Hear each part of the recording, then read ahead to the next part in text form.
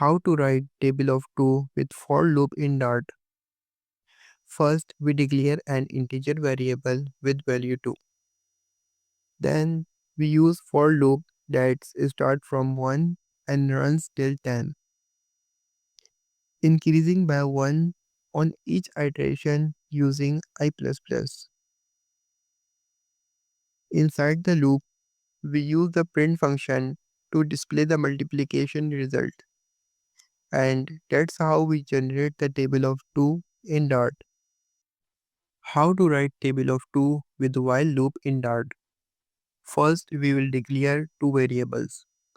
Number is equal to 2, the number whose table we want. I is equal to 1, which will work as our counter. Now we will use the while loop.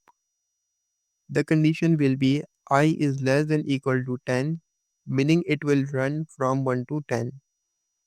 Inside the while loop, we will use the print function to display the multiplication result. After each iteration, we will increment I using I++ to avoid an infinite loop. Let's run the program and see the final result. How to write table of 2 using do while loop in Dart.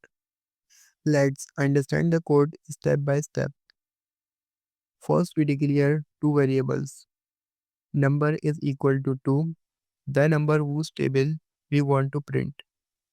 I is equal to 1, the counter variable starting from 1. Now comes the do block. First, the code inside the do block executes, the print statement runs. Then I++ increment the counter by 1. Finally, the while condition I is less than equal to 10 is checked. Let's run the program and see the result. Here are the important difference between while and do while loops. While loop.